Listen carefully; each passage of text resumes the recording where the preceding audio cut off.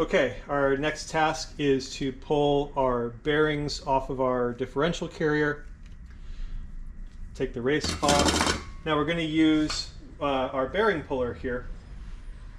I do have some of the Volvo tooling to pull the bearings off, the specialized tooling for each one of the bearings on this carrier. I don't like it as much. It seems to mar up the cage of the bearing. We're more likely to do so. So we're actually going to just use our generic bearing puller here. So first we're going to select the right drift. There we go. Next we're going to install our column. This is what has the threaded shaft that's going to push, it's going to apply our force here. We're going to back this out so that it fits.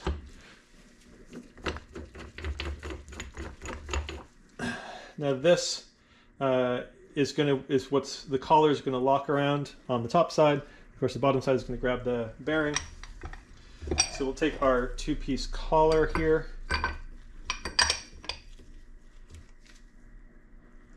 And its collar. And this is, of course, used to keep those two halves working as one piece. All right. So as we drive the shaft down, that's going to bring this guy up. Take that till it's nice and snug. All right, now we're ready to go. Got our 1 7/16 socket.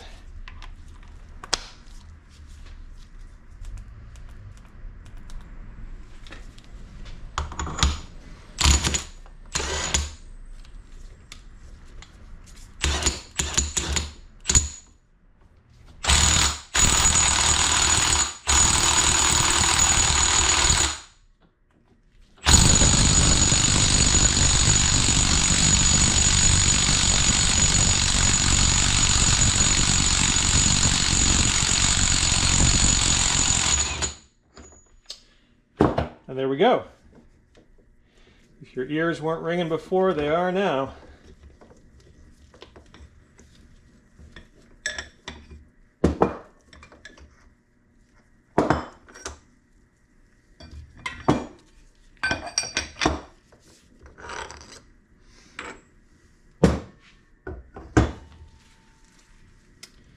Okay, so there is our inner race and our cage. We'll clean those guys up because we're going to reuse those.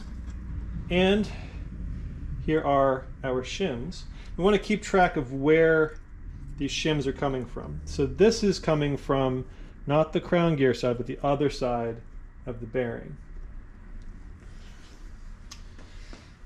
So then we'll use a different tray for the other bearing and shims. That way we're keeping track of what we're doing. Very important. Keep track of what you're doing.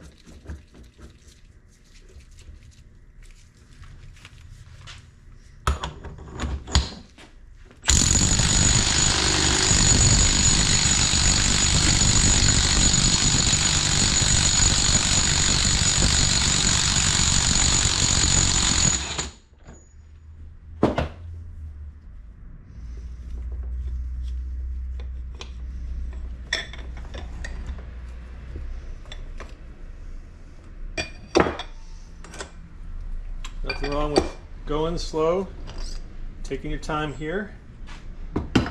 Nobody's in a rush. All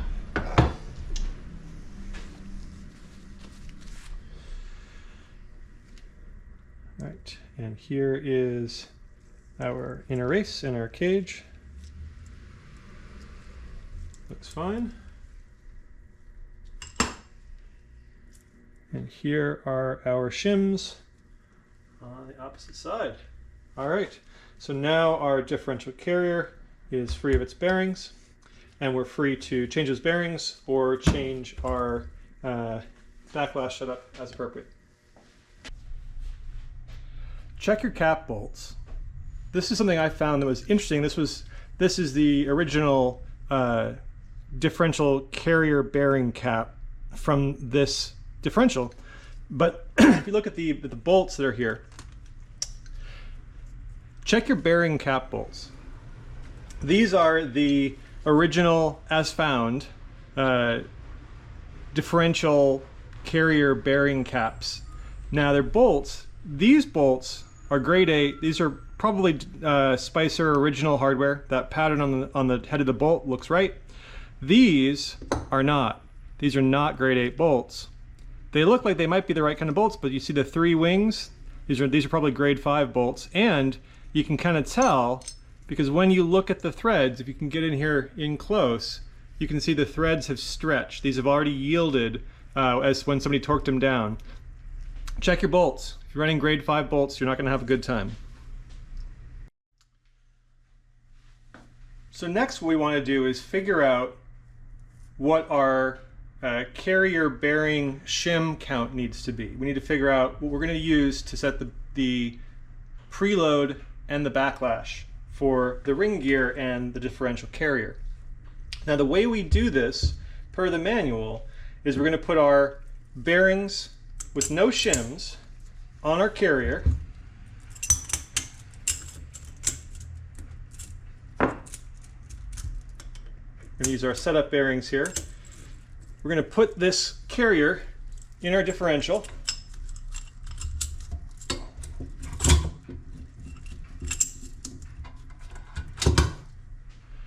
And we're going to measure the slop side to side, and that's going to tell us how much total shim space we're going to need. We're going to add a little bit to that per the manual. That'll give us our preload. Should be easy as pie.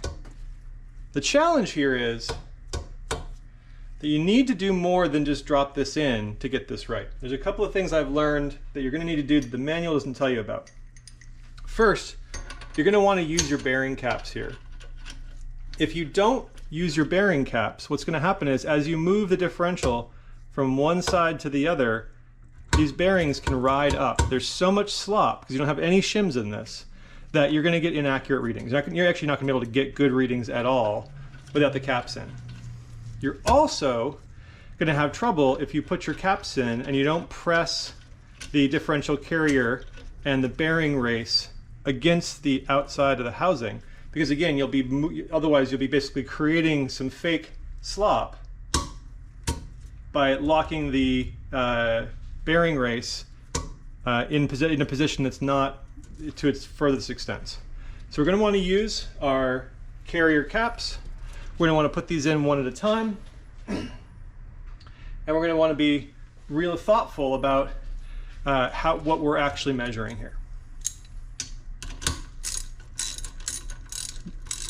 Now we don't have to torque these down to 50 foot-pounds. I guess you could, but we're looking for a measurement here, so we don't have to torque them all the way down.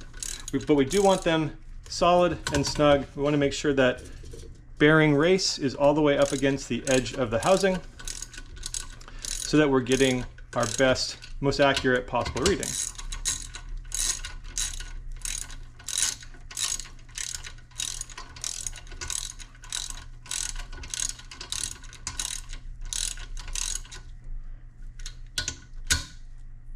Okay, we've got that side snug. Now we're going to want to pull the carrier over. Now you can see if you were to just measure this here and push from one side to the other, it's pretty easy to skew the carrier and move that bearing race. So it's important to get it pushed up by hand, we're not pressing anything, pushed up against the bearing race, get that bearing race up against the housing, And now we'll use our caps to hold this in place. Now you can see my mismatched hardware. Two of my bolts here were originals, Spicer originals, they're grade 8 hardware, and two of these were actually grade 5 bolts that somebody at some point had swapped into this thing, and those had stretched, those had yielded already when they were torqued down, so I replaced them with just grade 8 hardware. I realized that the torque spec on a zinc plated part is going to be a little bit different from a black phosphorus coating, but we're not working with ultra high precision here in terms of the torquing down the bearing caps anyways. We just want to make sure that they stay in place. So 50 foot-pounds should be good enough for those. But again, we're not doing all the way to 50 right now. We're just measuring our setup to figure out how much total play we have as the carrier moves. Now you can see I can move the carrier, and I can actually move it up. There's so much slop in this, I can move it up and down a little bit, which is going to be a little bit challenging when we measure, because we want to measure side to side. We don't want to measure tilt. But let's get our indicator, our dial indicator set up here.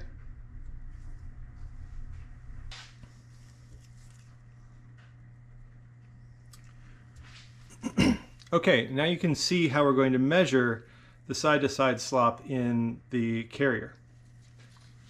So first we've got this pushed up against one extreme end, and you'll notice I'm being very careful not to push on the top of the ring gear. So if I do that, I'm going to cantilever this in the bearing housing, in the bearing race, since there's so much slop here, and it's going to throw me off considerably. So what I'm trying to do is just make sure that carrier is pressed up against the bearing race. We're going to zero our indicator, and then we're going to come the other way and see how far we can move it, again, without cantilevering this thing up. So we're getting about 51 thou. 51 thou of play. So by the manual, 51 thou, we're going to add another 8 thou for preload, and that's going to give us 59 thou as the total amount of shims we're going to put on either side of the differential carrier. Now, how they're split on the crown side versus the button side, that's going to be what defines our preload. And so we're going to figure that out once we get our pinion put into the differential housing. Now, the next thing we're going to want to do is figure out the position of our pinion in our differential housing. Now, the height of the pinion, how far up or down it is in the case, defines its relationship to the ring gear. And so when we're establishing the pinion height, we need to measure precisely and look against our spec. Now the next thing we need to do is establish where in our differential housing the pinion is going to live. The pinion is going to go in here, and its vertical arrangement in this setup, the way that its height will define its relationship to the ring gear. Now we have a spec from Volvo on what height the pinion should be at, and it's 2.094 inches. But the question is, 2.094 inches from what?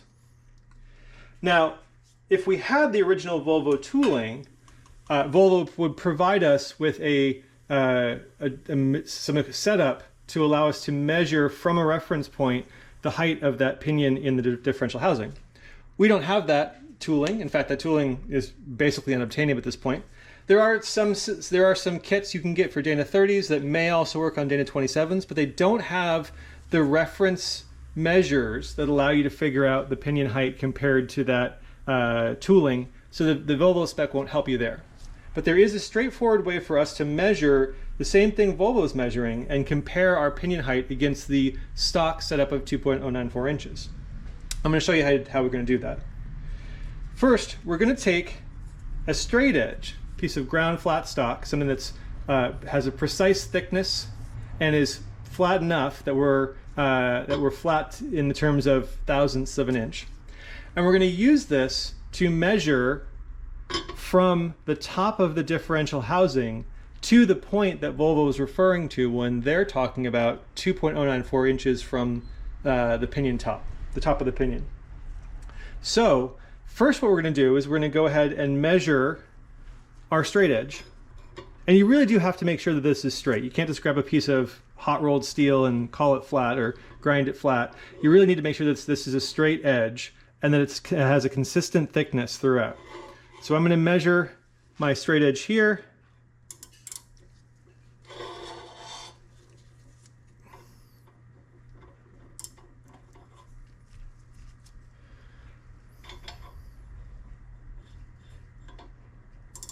Okay. And what we're getting is 0.755, 0.755, 0.755. So consistent across the entire beam. That's great.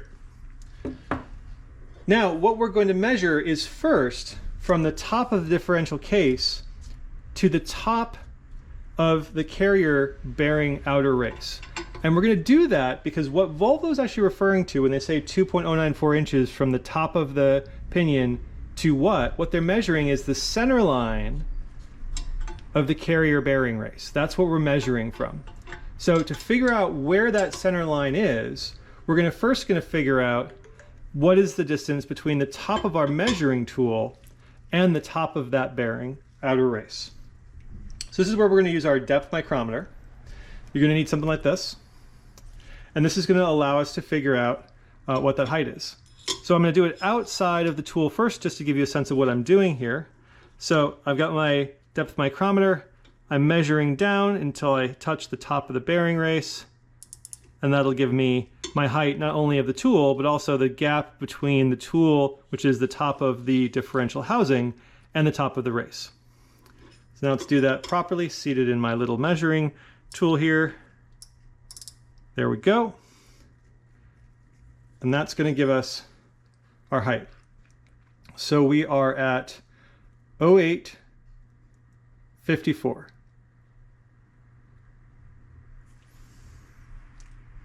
So that's our first number. We're going to write that down, 0.854.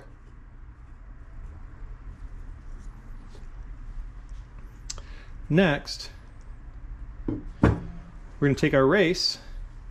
We're going to measure it. 2.892. So that gives us 1.446 as the radius of our bearing race. That's going to tell us where our center line is going to sit. So we already have our first measure, which is the top of our measuring tool to the top of the race. And now we know the distance from the top of the race to the center line of the race. That's established where we're measuring from. Now, take our same measuring tool, and we're going to use our depth micrometer once again to measure to the top of the pinion.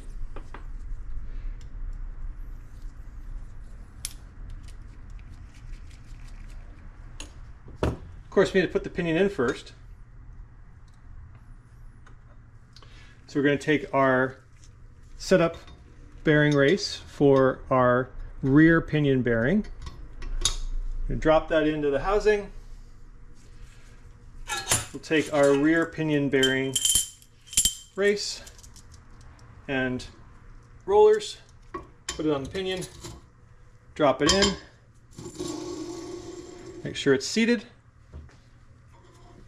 And we're going to measure to the top of the pinion gear itself.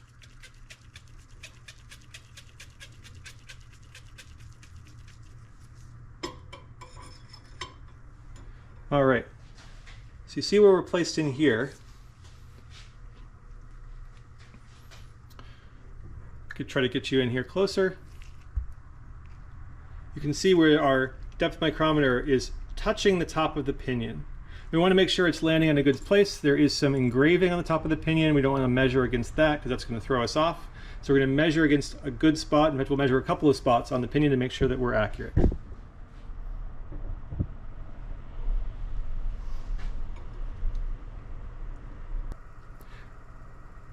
.559 inches from the top of the measuring device to the top of the pinion head. We're now going to subtract from that 0.854, which is what we measured to the top of the bearing race, and 1.446, which is going to remove the rest of the distance to the center line, and that'll give us our pinion height. Now, an interesting thing I've learned in reassembling this rear differential, number one, older versions of this differential housing and differential had a pinion that would have a bunch of different parts on it to control oil flow. So the setup for a pinion for the early 60s versions of this differential, you're going to have your rear bearing on here, but it's going to have an oil baffle, then your rear bearing, then you're going to have your race, then you're going to have this baffle, and then you'll have your forward bearing, its oil baffle, and then your flange and everything else. However, later versions of this rear differential, the Dana 27 Spicer M27 that's in these Volvos, they've still got the rear baffle, so that doesn't change the pinion height. They've got the rear bearing. They remove the intermediate baffle underneath the rear bearing race, and they lose the slinger from the front. I don't know why, maybe it wasn't necessary, maybe it was just cost cutting, but that's the case. And so later versions of the housing and the pinion expect that those pieces won't be there. Okay, now we're at the part of the process where we're going to install our bearing races for our pinion. So first, we're going to put our shims in. Just have the one actually for this rear bearing race. Now we've had our races in the freezer, so they're nice and cold. Get a little bit of oil on these.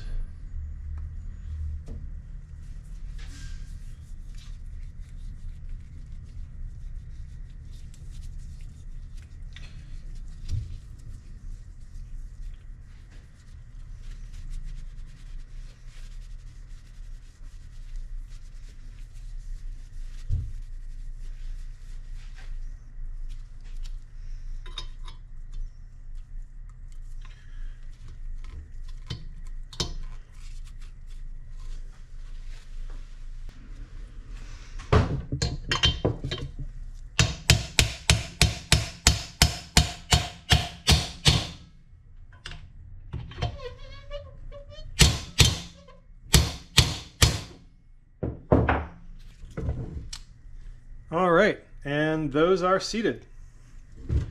Now we're going to do the forward race.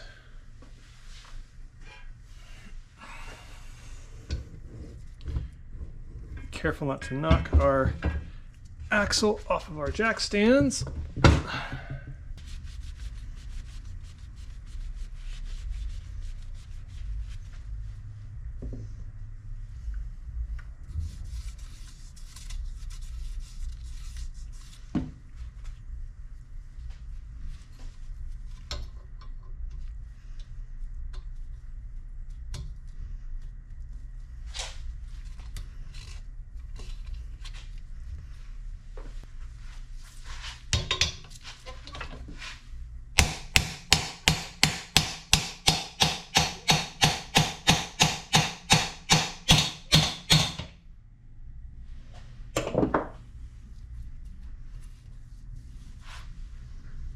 All right, and there is our forward pinion bearing race.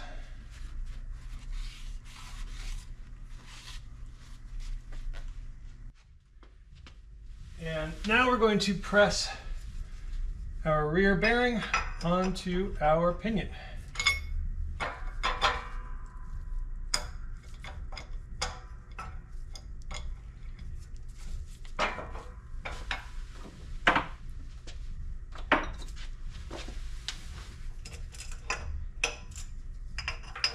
Pretty tall, little janky.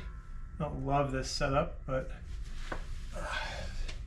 I use this pipe for pressing bearings on and off of the transmission. It has a much longer shaft.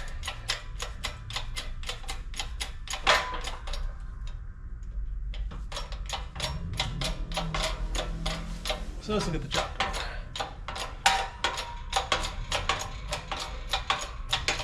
I've had this pinion in the freezer for a few hours. Shrink it down just a little bit, make this even easier to press on.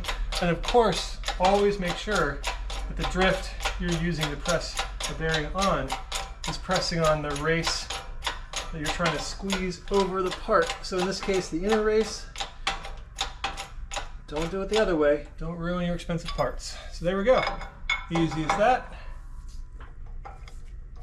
What a difference a 20-ton shop press makes, even a Harbor Freight one.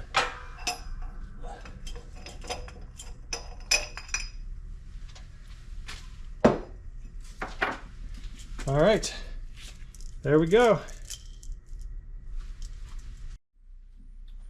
All right, now let's give the forward bearing a shot. Oh, don't lose the pinion.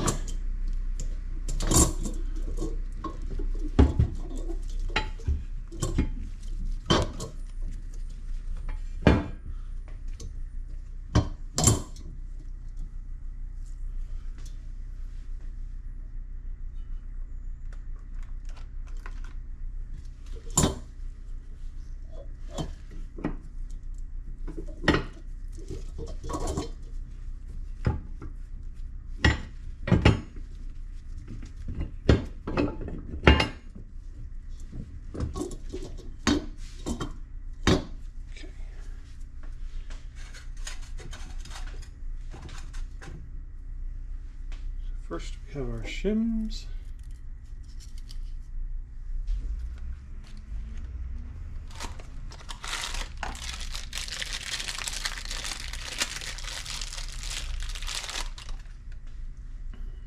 Now we have a beautiful brand new bearing.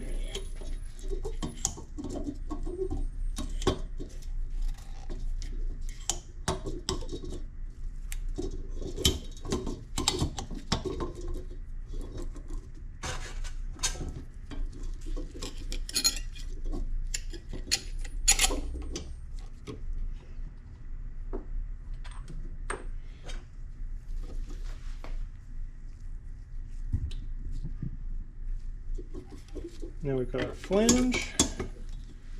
Let's see if this flange allows me to get that nut on. See, I don't have the special Volvo tool that would press that bearing on, so we're going to start with the flange itself. We're going to use the flange as our press.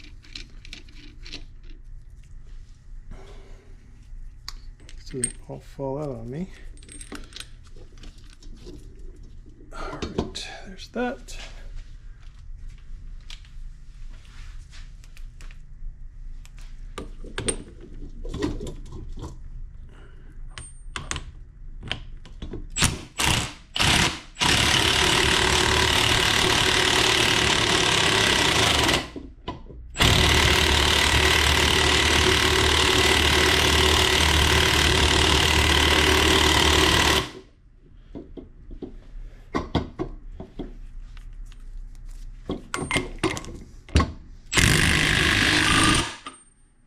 There we go.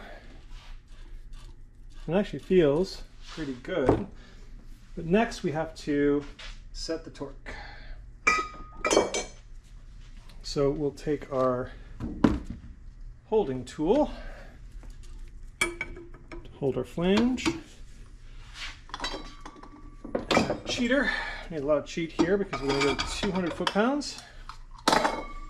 And we get our massive torque wrench.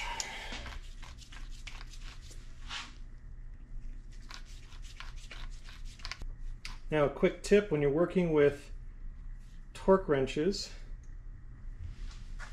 ones like this, where you twist them to set the torque, don't leave it at a torque value. Make sure when you're done using it that you wind it all the way back down to 0, because these are calibrated against a spring, and as you leave them compressed against the spring, they'll get out of calibration. So not, in a minute or two, but if you leave it for days and days, it's going to get out of calibration pretty quick. All right. I'm going to try not to knock the differential over. There we go. 200 foot-pounds. Now it's important here to check and see what our torque is to turn this thing. Because we want to see that there's enough bearing preload, but not too much. Now, once you've done this 200 or 300 times, you kind of get a feel for how much is the right amount. But until you've done it a bunch of times, you don't have any idea really. And I still wouldn't do it just by hand, just by feel, no matter what. Of course, I'm not a professional. What we're going to use instead is a dial indicating torque gauge in inch-pounds. And what we're looking for on a brand new set of bearings is 10 to 20 inch-pounds. It's a little awkward, this long stack of adapters.